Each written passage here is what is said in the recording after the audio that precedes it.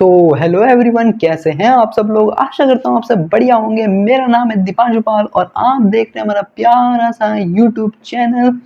तो आज हम शुरू करेंगे वही सेल वॉल के बारे में। सेल वॉल में हम क्या पढ़ेंगे, मिडिल लैमेला पढ़ेंगे, प्लाज्मोडेस्माटा पढ़ेंगे, फंक्शन ऑफ सेल वॉल पढ़ेंगे और सेल वॉल के बारे में हम यही पढ़ेंगे कि प्राइमरी वॉल का एक्सपेंशन एंड ग्रोथ क्या क्या होता है ना। देन फिर उसके बाद हम एंडोमेम्ब्रेन सिस्टम स्टार्ट कर देंगे। नहीं, एंडोप्लाज्मिक रेटिकुलम, हाँ एंडोप्लाज्मिक रेटिकुलम भी स्टार्ट करेंगे। तो पहले हम एंडोमेम्ब्रेन सिस्टम देखेंगे, उसके बाद देखते हैं कि कितना बचता है। तो आज होने वाला लेक्चर नंबर 11 और आज हम पढ़ेंगे जो जो मैंने तुम्हें बताया। तो चलो आ जाओ भाई। तो आइए दोस्तों देखते हैं हम अपना topic primary wall capable of growth कि प्राइमरी वॉल कैसे कैसे ग्रोथ करता है। कल के लेक्चर में जो हमने पढ़ा था कि प्राइमरी वॉल क्या होती है, सेकेंडरी वॉल क्या होती है, सेल वॉल के टाइप्स क्या होते हैं और उनके कॉम्पोजिशन क्या क्या होते हैं कि प्लांट में किस किस से मिलके बना है और एल्गी में किस किस से मिलके बना है और फंगी में किस किस से मिलके बना है ना दोस्तों, समझ में आया। और मैं लेक्चर नंबर लिखना भूल गया था तो ये 11 लिख दिया है मैंने, ठीक है, तो उसके लिए मैं माफी चाहता हूँ। तो आइए देखते हैं हम अब अपना टॉपिक। तो ये देखिए, ये वही सेल वॉल है, प्राइमरी वॉल। सेल वॉल की कौन सी wall, primary wall. Cell wall के टू टाइप्स थे, एक था प्राइमरी वॉल, एक था secondary wall. Primary wall continuous होता है, सेकेंडरी वॉल डिसकंटिन्यूस होता है। प्राइमरी वॉल थिन होती थी, सेकेंडरी वॉल क्या होती थी, थिक होती थी। पर बनती कब थी, जब वो मैच्योर हो जाती थी, है ना। और प्राइमरी वॉल कब प्रेजेंट होती थी, वो यंग सेल से ही प्रेजेंट होती थी, पर धीरे धीरे जब वो मैच्योर होने लगती है तो वो थोड़ी क्या होती, कमजोर पड़ जाती है और पतली भी हो जाती है और ज्यादा। तो देखिए, ये देखिए इसमें क्या होता है, हेमीसेलुलोज। ये देखिए मैंने अलग अलग कलर से बनाया है। जैसे मान लीजिए हेमीसेलुलोज है, ये सेलुलोज है ना। प्राइमरी वॉल में ये सब मटेरियल प्रेजेंट है क्योंकि हमने प्लांट सेल वॉल का कॉम्पोजिशन देखा था। हेमीसेलुलोज, सेलुलोज, पैक्टिन प्रोटीन्स ये सब प्रेजेंट थे, है ना। और देखो पैक्टिन प्रोटीन भी प्रेजेंट है ना, सेलुलोज भी प्रेजेंट है। अब देखिए यहाँ पे एक गोल गोल सा बिंदु सा दिख रहा है, शायद आपको विजिबल होगा। आई होप, मैं आशा करता हूँ कि आपको ये विजिबल होगा। यहाँ पे देखिए, अब ये जो गोल गोल दिख रहा है इसको मैंने बोला एक्सपेंसिन प्रोटीन। एक्सपेंसिन प्रोटीन क्या करता है, ये जो पास पास बंधे पड़े ना इनके बॉन्ड को ना ऐसे कट, जैसे ये जुड़े पड़े इनको तोड़ेगा और ये जब टूटेंगे तो पता है क्या है, ऐसे बिखरेंगे, ऐसे बिखरेंगे। और जब ये बिखरेंगे ना तो बॉन्ड्स ब्रेक होगा। बॉन्ड ब्रेक होगा तो मतलब क्या होगा, between carbon, hydrogen and phosphorus. तो जब इनका बॉन्ड ब्रेक होगा तो प्राइमरी वॉल की ऐसे साइज बढ़ेगी, ऐसे साइज बढ़ेगी, ऐसे ऐसे ऐसे देखिए, ऐसे साइज बढ़ेगी। पहले इतना था, साइज बढ़ेगी क्योंकि भाई जब धक्का लगता है, जब धक्का लगेगा इधर उधर, और भैया ये मान लीजिए बॉल ही तो है, वैसी बॉल थोड़ी ना है कि भैया ठोस कठोर दीवार की। अब ये सेल है ना। तो भाई ऐसे जब वो फैलेगी, रबड़ की तरह ऐसे फैलेगी तो सेल ऐसे फैलती चली जाएगी और थोड़ी ढीली हो जाएगी, जिसके कारण लोग आराम से जगह से खड़े हो पाएंगे, आराम से खड़े हो पाएंगे। तो जब लोग खड़े हो पाएंगे तो और लोग कमरे में आ पाएंगे, है ना।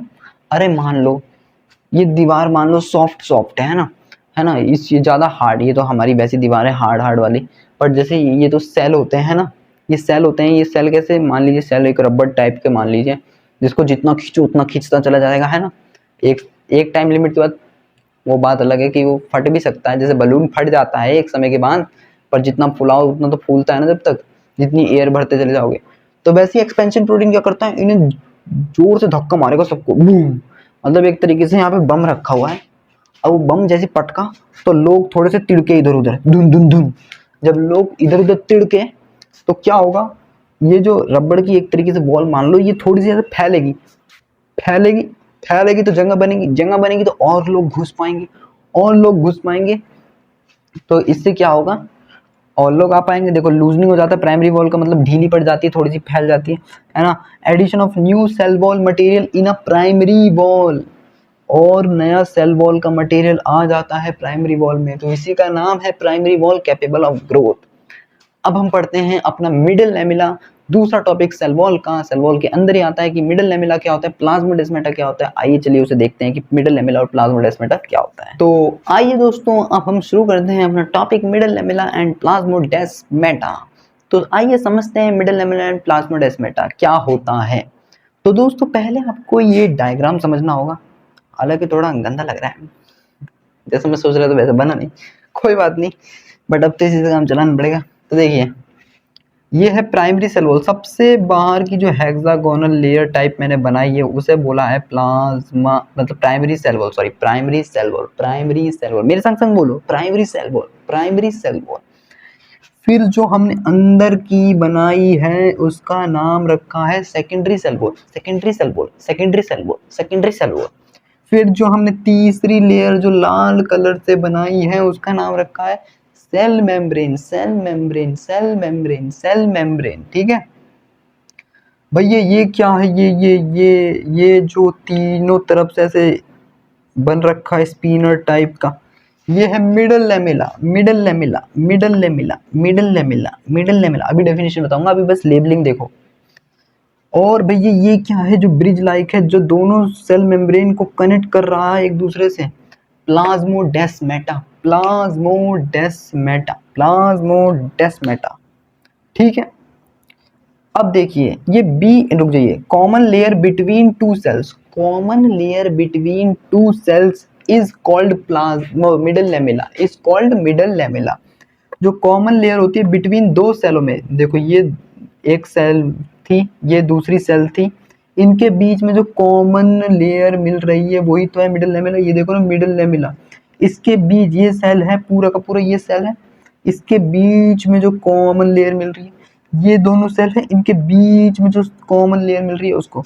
और ये जो बी बिटवीन लिखा है ये बेटा, ये बिटवीन लिखा है, ठीक है ना, इसको मैंने शॉर्ट फॉर्म में लिखा है कुछ इस प्रकार से, ये जो बी और स्लैश डब्ल्यू लिखा है इसका मतलब है बिटवीन, और अब से मैं इसको ऐसे शॉर्ट फॉर्म में ही लिखा करूंगा, और आप भी नोट्स में ऐसे शॉर्ट फॉर्म में लिख सकते हैं ताकि आपका भी टाइम बचे और ऐसे आपको समझना भी आना चाहिए।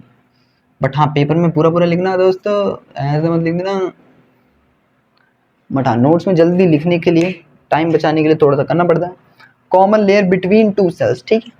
कॉम्पोजिशन किससे मिलके बना है भैया, कैल्शियम पैक्टेट से मिलके बना है, मैग्नीशियम पैक्टेट से मिलके बना है।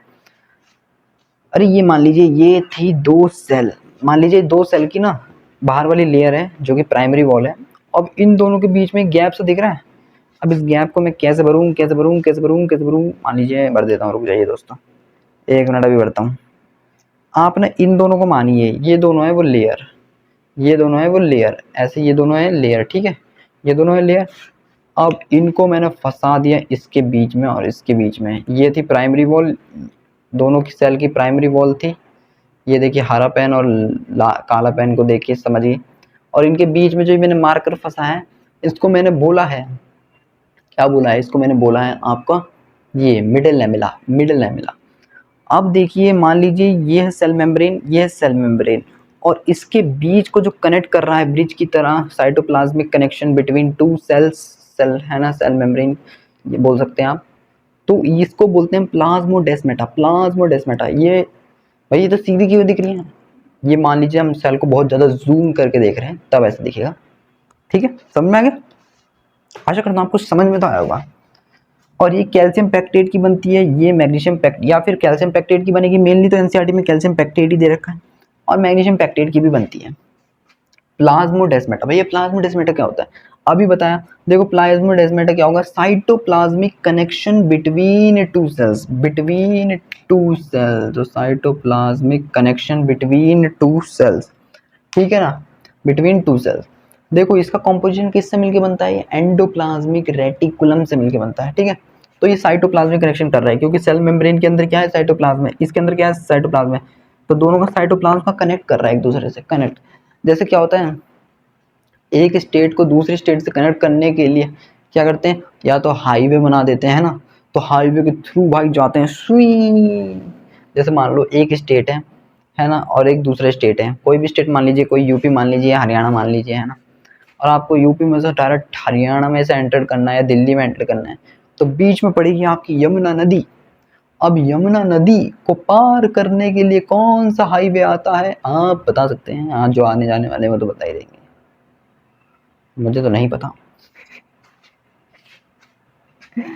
तो cytoplasmic connection between two cells, composition endoplasmic reticulum. अब ये नोट 100 की पत्ती का नोट डाल के लिखेंगे, गुरुजी 100 की पत्ती का नोट डाल के लिखना है क्या, अरे नहीं नहीं नहीं, मजाक कर रहा था, नोट डाल के लिखना है।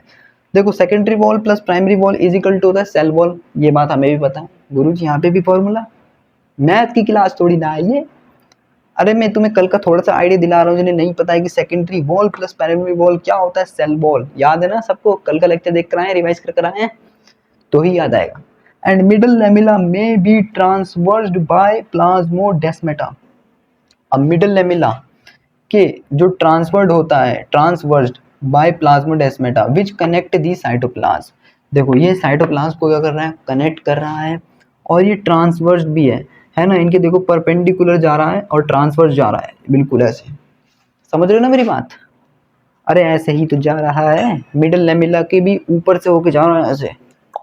ये रहा, मतलब दो पेन ले लीजिए, दो पेन ले लिए, इनके बीच में फंसा ये एक मार्कर, ये बनाया हमने मिडल लेमिला, ये बनाया हमने आपके ये सेल प्राइमरी वॉल। अब इन दोनों को देखना ऐसे करता हुआ जो जा रहा है, ये कनेक्शन देने। अब इसके अंदर सेकेंडरी वॉल, फिर यहाँ पे आएगा सेल मेम्ब्रेन, फिर इसके अंदर भी सेकेंडरी वॉल, यहाँ पे सेल मेम्ब्रेन। अब इन दोनों को जो कनेक्ट कर रहा है वो है आपका क्या है, वो आपका प्लाज्मोडेस्माटा। थोड़ी इमेजिनेशन बनाओ अपनी, ताकि आप देख पाओ कि मैं कैसे समझाना चाह रहा हूँ। अब मेरे पास कोई वो तो है नहीं, तो मैं इन्हीं पेनों से समझाऊंगा। ठीक है, समझ गए?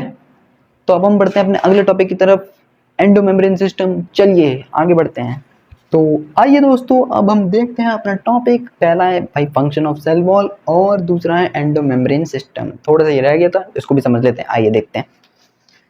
तो भैया फंक्शन ऑफ सेल वॉल का मतलब क्या है? देखो सेल वॉल का हमने भी फंक्शन पढ़ रखा है। ये क्या करता है, प्रोवाइड करता है shape of the cell, cell को शेप देने का काम करता है, एंड और प्रिवेंट करता है ब्रस्टिंग एंड कोलैप्सिंग। भैया फटने से बचाने में मदद करता है। मैंने लेक्चर नंबर 3 या 4 में बैलून का एग्जांपल दे के दिया था कि उसको प्रोवाइड करके रखेगा, है ना।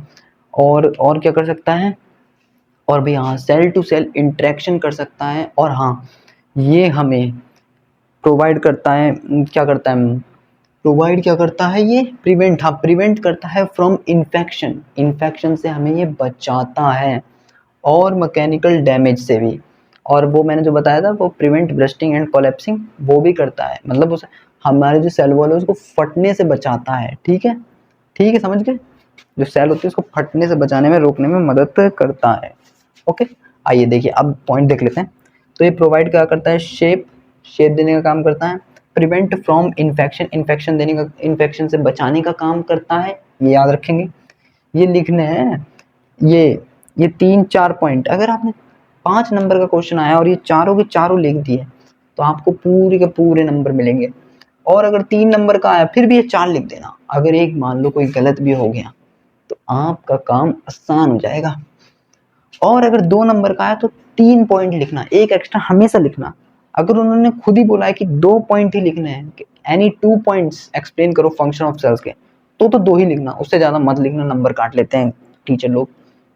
बट जब बोला है कि एनी, मतलब जब बोला है कि भैया कितने फंक्शन ऑफ सेल वॉल क्या होता है, what is function of cell wall, तो उसके अगर क्वेश्चन के हिसाब से देखना, 2 नंबर का सवाल है तो 3 पॉइंट लिखना, 1 नंबर का सवाल 2 पॉइंट लिखना, 4 नंबर का या 5 नंबर का सवाल है तो भाई सारे पॉइंट लिख देना जितने एनसीईआरटी में दिए है, और एनसीईआरटी में यही पॉइंट दिए, यही लिख दोगे, पूरे के पूरे नंबर मिलेंगे, गारंटी।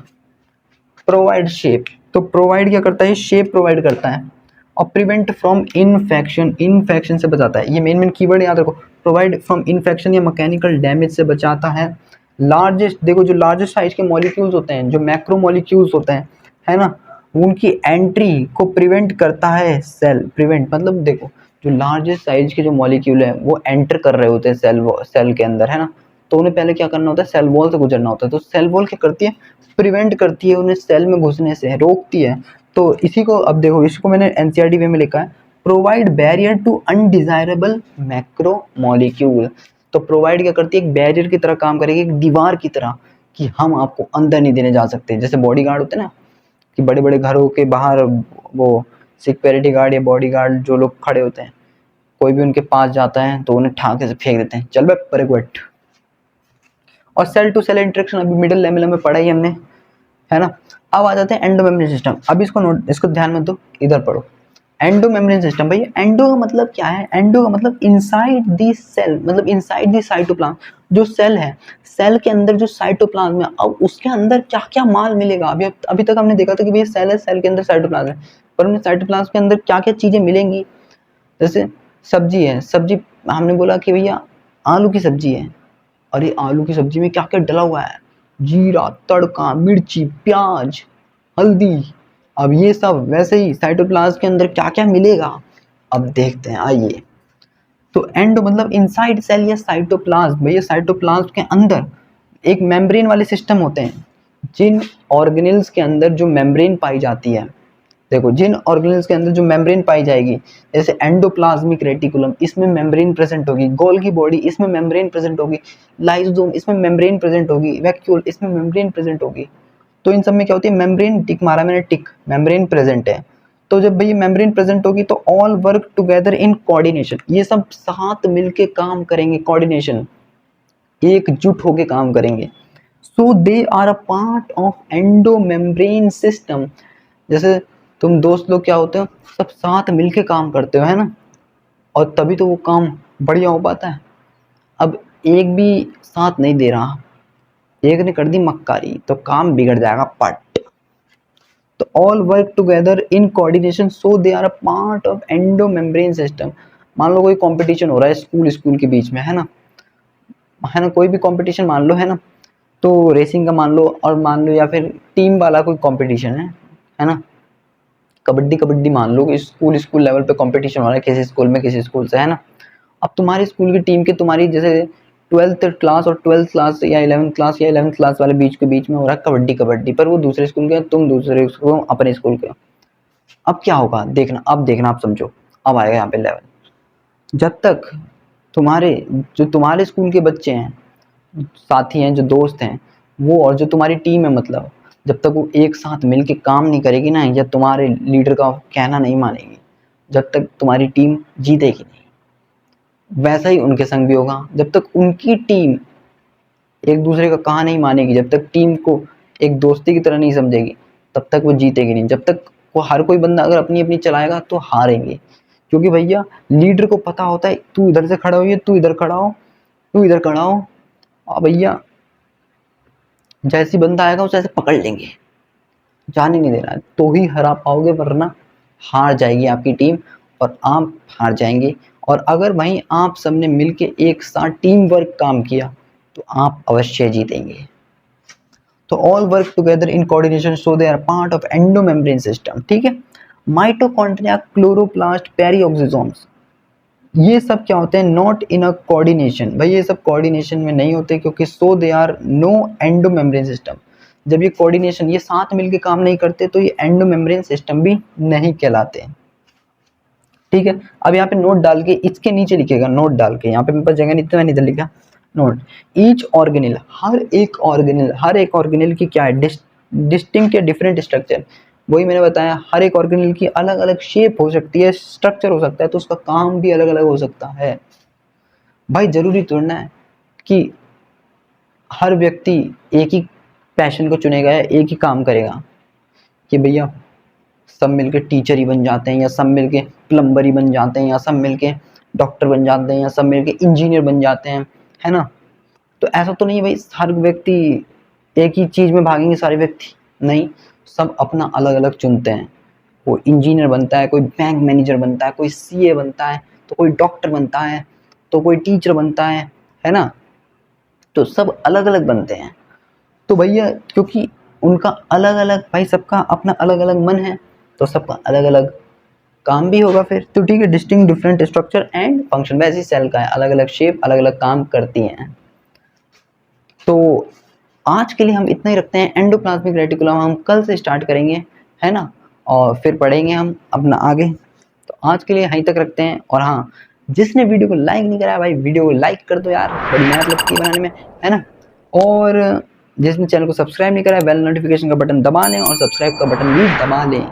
तो मिलता हूँ अगले लेक्चर में, आपको सारे चैप्टर के लेक्चर्स फ्री में मिलेंगे, टेलीग्राम नोट्स पे भी फ्री भी मिलेगा। हाँ, टेलीग्राम चैनल ज्वाइन कर लेना, उसके नोट्स वहाँ पे मिलते रहेंगे, इन सब चीज़ों के नोट्स वहाँ पे मिलते हैं पीडीएफ फॉर्म में, ठीक है। तो उसे ज्वाइन कर लें। ओके, और अब मैं चलता हूँ। अब क्या छुट्टी हो गई, जाओ यार।